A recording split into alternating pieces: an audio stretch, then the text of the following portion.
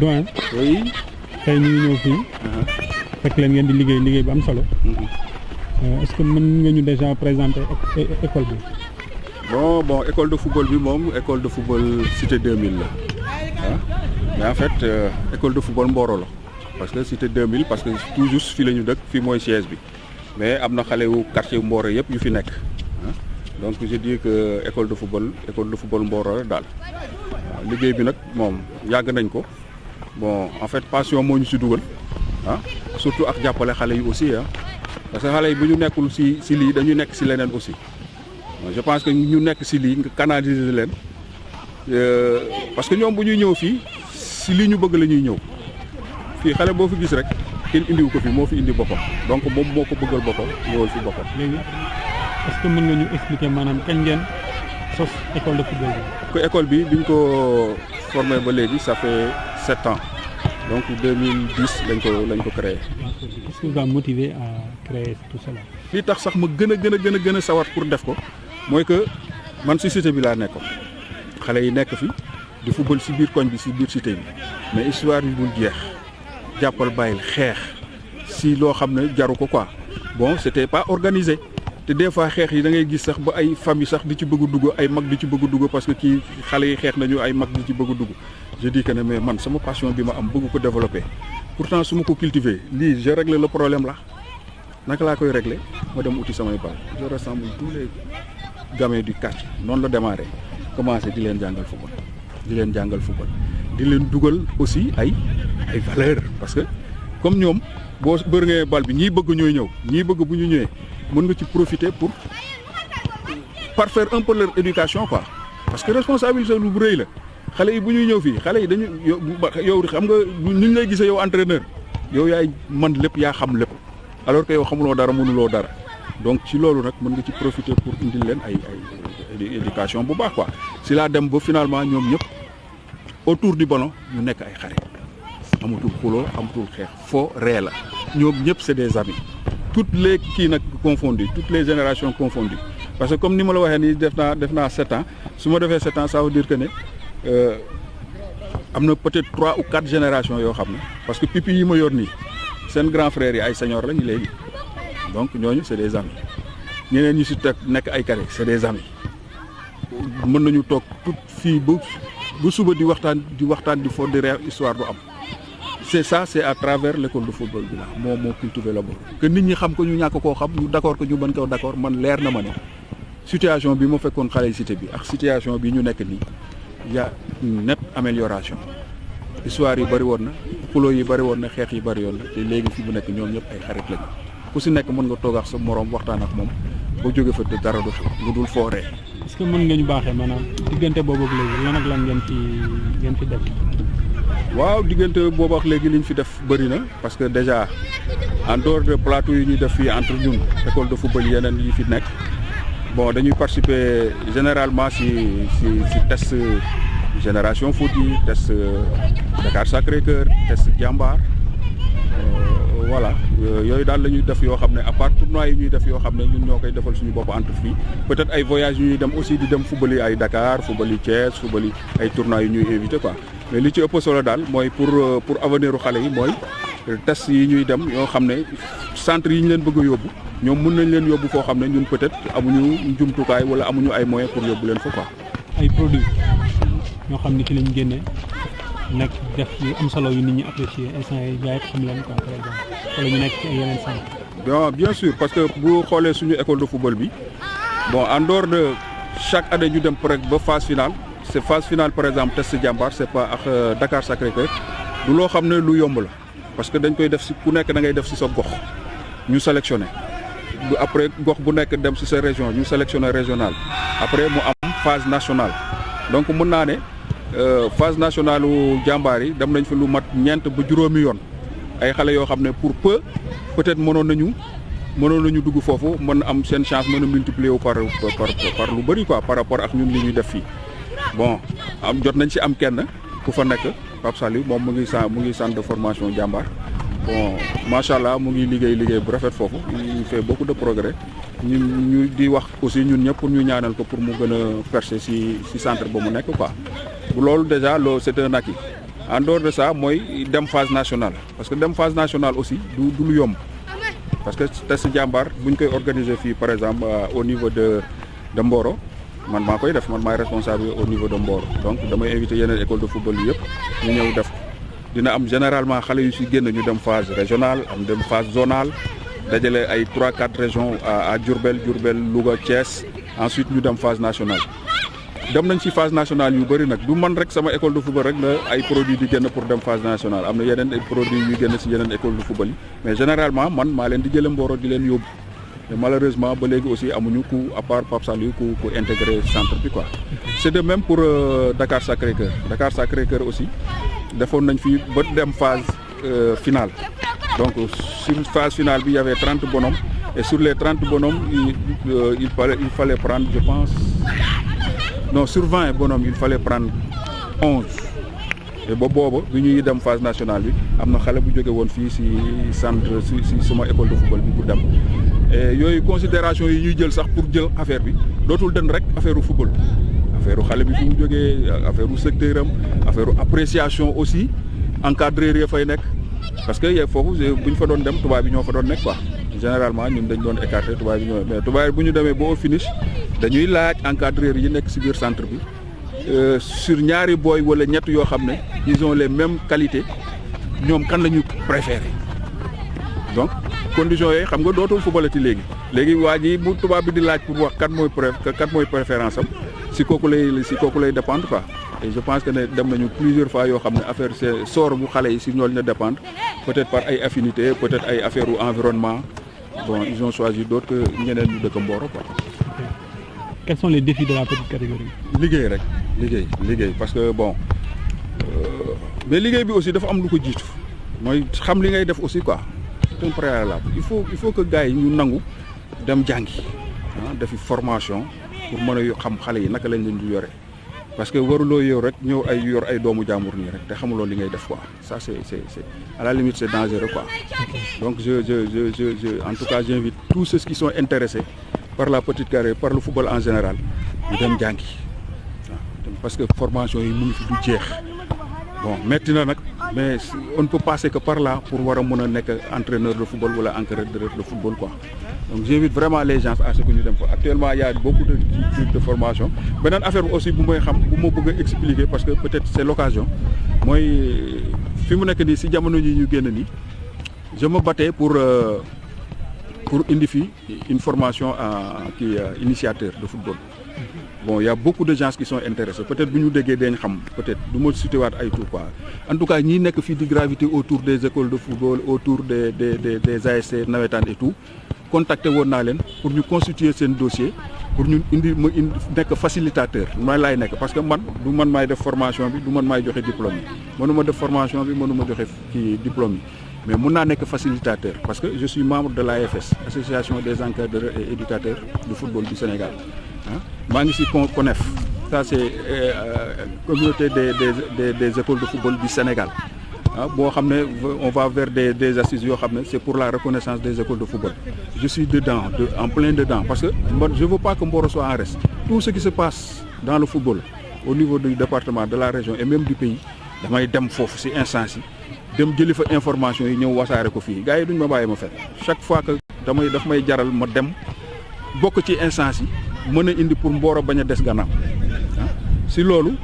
AFS bi je suis dedans je suis même dans le bureau exécutif donc si conditions yooyu laa bëggoon a nekk facilitateur pour ñu créer fi benn stage de formation d'initiateur pour que au moins gars yi nekk fii mën a xam lu ñuy def quoi. mais doyen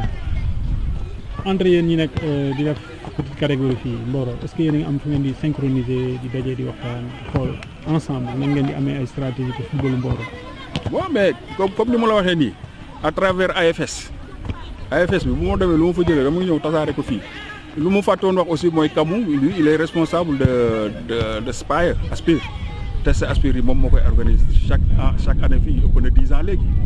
chaque fois bu koy organiser day woowaat école de football yëpp ñu dajale lu fi génn moom mooy dem ci biti quoi dootul nekk école de football Kamou mais Mboro lay nekk donc man ni muy représenter jàmbaar fii au niveau moom noonu lay représenter Aspire au niveau de Mboro donc déjà loolu ça montre que te bu koy def il le fait pas seul, il appelle tout le monde. Mon test Jambar, j'appelle tout le monde. Cheikh Fall su amee ay test yu muy il appelle tout le monde. Mbaye Kébé la même chose. ba fi mu lay waxee nii tey dañoo waroon a daje man Kabou Mbaye Kébé ak Cheikh Fall pour ñu waxtaane benn tournoi bu Sayer bëgg a organiser bon ñoom lay xaar ni moo tax ba léegi demaguma pour ñu waxtaan naka lañ koy organiser quoi.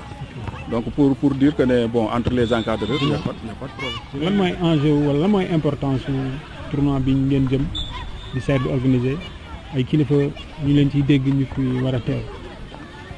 Bon loolu moom lu baax la peut-être initiative bi si Sayer la jóge bon man peut-être ba léegi sax dajeguñ si ñu wax si tey la ñu waroon daje pour wax si mais c'est une très bonne chose bon ñun li ñu intéressé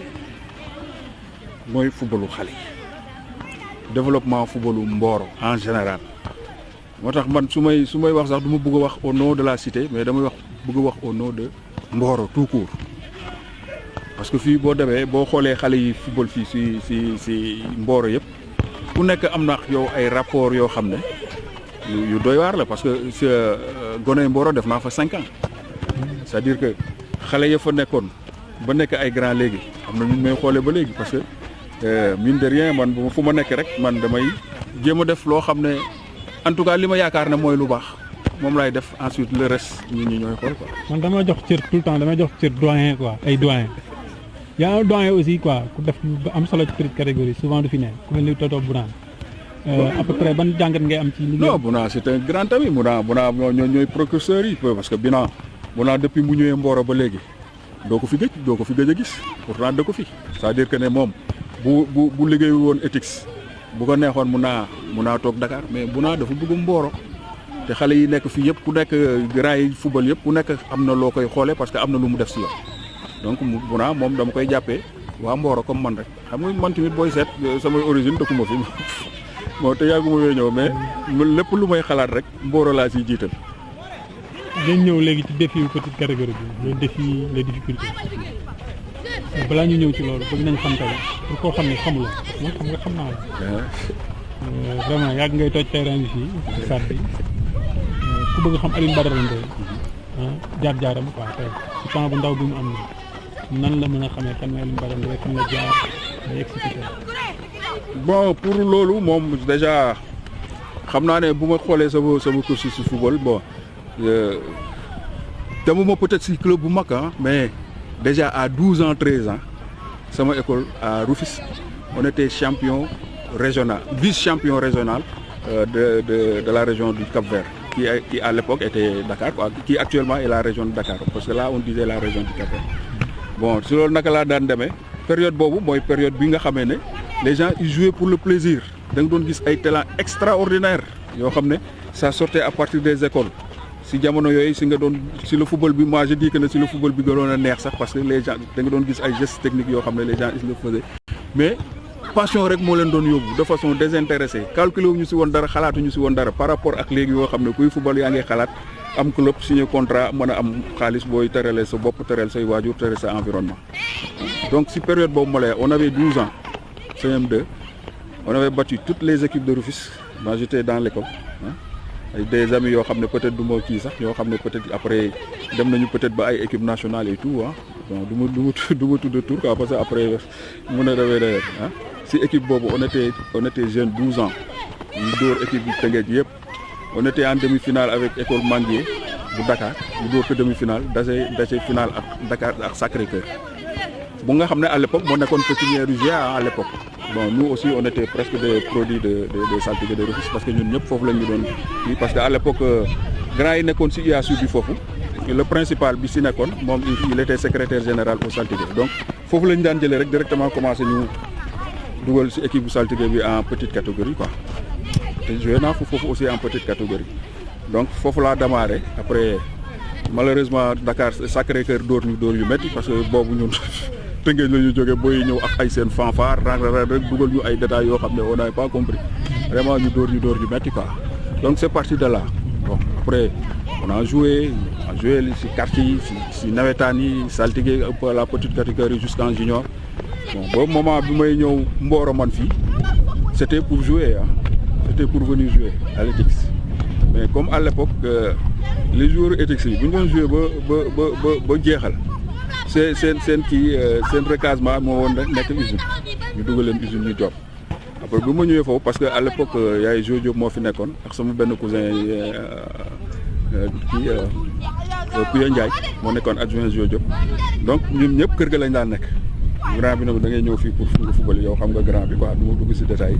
bi mu demee ba ñëwee bon da ngay dem pour ñu seet naka la ñuy def pour nga dugg foofu beneen xaritam bu nekk si zone bi ñëw na ko mais gars yi bu ñu footballee ba tas tey ba lañ leen di yóbbu quoi usine lañ leen di yóbbu pour caser leen booy bala nga koy football loo ba mu tas doo ko yóbbul essayer dugal directement rek non noonu laa ñëwee après mu yóbbu ma def test yi réussi bon après mu dugg ICS quoi donc continuer du football aussi nawetaan football la première année bu mu football fii nawetaan c'est en 1986 je pense 86 87 quelque chose comme ça boobu si la CI doon jëkk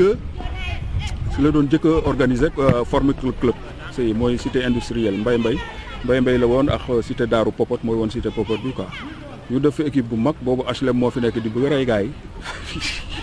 ñu am fi équipe boo xam ne bon dañoo ñëw créer HLM boobu HLM laa dëkkoon man biir HLM laa dëkkoon mais comme grand yi ñoo ma jëloon rek ne ma bon da ngay ñëw football si club bu kii bi ma ñëw football fa quoi ñu créer yu métti particulièrement man di leen sonal trop waa HLM yi après ils ont dit que ne mais waa ji HLM la dëkk quoi moom ñu sonal fii na ñëw ñu ñëw HLM quoi bon j'ai dit que ne mais pourtant foofu laa jëkke woon de mais yéen ma bëggul woon quoi moo tax ma dem sëyi bon finalement comme foofu laa dëkk et puis j'avais des amis ma ñëw jouer HLM aussi bon c'était une belle équipe boo xam ne chaque année dañ doon dem phase départementale donc zone bi yëpp ñun ñoo fi ñëw vraiment HLM à l'époque moom nga dem équipe yow xam nga si dara yaa daan téye samay bagages quoi yaa daan téye gorazière voilà donc voilà noonu la commencé bon ensuite ñuy dem passion bi di gën di fort voilà di et puis finalement bi ma demee ba vraiment joué tuma damay gis si koñ yi xale yi di football mais encadrement bi du baax quoi j'ai dit mais autant booy ñu jëm leen encadrer bon une première fois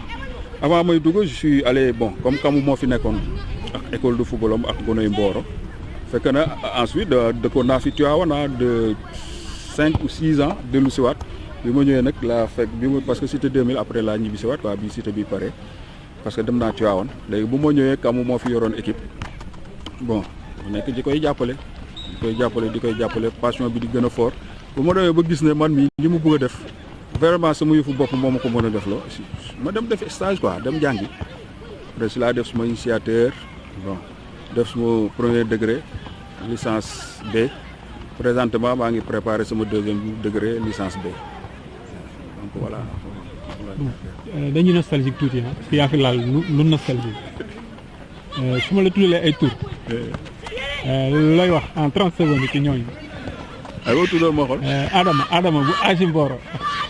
waaw Adama waaw parce que à l'époque aussi il y a de l'autre côté amoon na ay joueurs parce que boo demee Adama boobu ngay tudd AJ Mboro Mbaye Faye. Mbaye Faye boo demee fële aussi Diamaguène je me rappelle de ay Diampou je pense. ay Siaka ay bon. ak des na de. ak Simon voilà Simon boo demee fële aussi. ay bloquine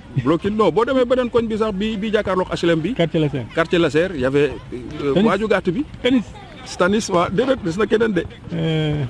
il était bien bu ma doon foofu bon donc y avait vraiment du talent et puis jamono moi je pense que nawetaan boobu y a beaucoup plus de talent que tey jii nii. waaw parce que. ensuite les gens yi nekkoon ETICS bu ñu doon dem ba joué tuñu nekk fii di liggéey usine mais dañ doon joué jàpp ci équipe bi di joué quoi ce qui veut que ne le niveau était très très élevé man par exemple joué naa fi benn match boo xam ne c'était par exemple CI contre HLM je te dis que un match boo xam ne digne de Ligue 1 parce que boo demee CI boobu à l'époque y avait ay gars yu jóge woon ETICS ay ñoom Tra ñu ngi fi doon joué ay yeneen gars yi ensuite HLM ay booy maam ñu ngi fa woon ay ñoom Albert ay booy yu am talent. mais génération boobu ñëw ci tuuti quoi. non xam nga damay fàtte sax. non c'est que génération boobu li ma métti mooy pourquoi jamono boobu amoon caméra quoi. non kooku boo amoon caméra. mais toutes les équipes de Mboro. non niveau égal niveau quoi. non je te dis que ne dama ne football boo ñu doon football man gisuma ko fii. ok mais da nga léegi doon ñëw da nga doon sawar dem. seet stade parce que tu étais certain que tu allais voir du beau spectacle. ok parce que di nga gis ay débordement di nga gis ay dribble di nga gis ay loo xam ne ay tir yoo xam ne. spectacle la woon quoi spectacle quoi. ok léegi su ma la waxee tonton Da Silva Lat Demba Faye Sega Sakho ñooñu kay saa yi ñooñu formé ay das ay grand fay la ay bon. ay tonton Jano ak kii. tonton Valère non ñooñu formé fii lañ leen fekk quoi. mais doyen est-ce que mën nga ñu fàttali tuuti yenn joueurs quoi ku mel ni Amara Traoré xam ni yéen dundoon ngeen ensemble fii nga gis ko quoi nga am contact ak ñoom génération boobu loolu ban yan souvenir nga ci am. bon souvenir yu neex rek parce que moi je me rappelle que Amara boo ak Etix li mu am aussi man loolu laa koy xoolee que à chaque fois que gars yi doon entraîner ba dem bien que ñun joué ñu woon Etix mais on était tout le temps au terrain parce que on pouvait jouer à l'Etix parce que affaire bi talent beex yooyu yëpp amoon nañ ko et tout mais du foofu nekkuñu woon foofu parce que tout le monde ne peut pas jouer si benn équipe chaque fois bu gars yi doon entraîner ba dem rester avec nous fii si terrain bi ñu koy centrer muy mbëkk ñu koy centrer muy dóor si camp yi muy def ay liggéeyu attaquant yoo xam ne Etix si tas nañu ba dem ñu continuer di ko jàppale si loolu c'est-à-dire loolu lu may fàttaliku la ba léegi gars yi entraîné ba dem mu gàddu ay balam des saay centre la ma dóor on est de la même génération su ma ko magulee maguma quoi wala ma mag ko sax quoi parce que mënu maa mag ñuy centré muy mbëkk ñuy centré muy dóor en tout cas travail devant les buts ñun ñoo ko doon def ak moom à chaque fois que Etix football ba dem donc loolu noonu du caaxaan c'est-à-dire boo bëggee dem fu sori su gars yi demee ba taxaw yow da ngay continuer waat da ngay yokkaat te yokk boobu ñun la ko doon defal. yokk tere dolli ñeex ba si la demee France bon dem Europe commencé nekk professionnel voilà quoi. grand ban joueur ci sa carrière moo la marqué quoi ñu tëj quoi foofu ban joueur moo la marqué quoi yow kan mooy sa bu doon tey mën nañu wax idole quoi dëggal ma jël le gros plan bi quoi kan mooy sa idole quoi. non bu dee loolu moom bu ma sori quoi je vais tremper directement dans la famille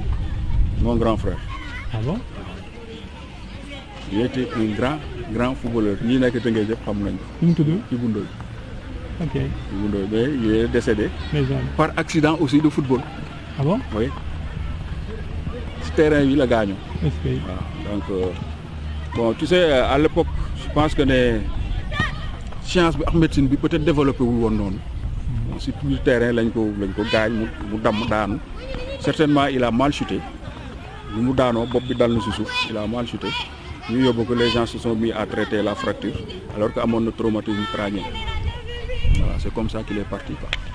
donc kooku moom su ma ko daan kooku moom mooy sama idole su football quoi. mais grand rafet na trop. Mboro espace échange mi nga am contenté satisfaction totale ñëw fii seet si leen am espoir nag ci liggéey bi petite catégorie bi def ci partout au Sénégal ñu gëm ni défi yi mag ñi jotul réussir ñoom bu ñëwee incha allah dinañ ko réussir donc chapeau quoi encore une fois ci yéen ñëpp vraiment su ma leen di xool damay kontaan quoi. non jërëjëf li nga def nii moom rafet na te dina jëmale affaire yi kanam jaajëf.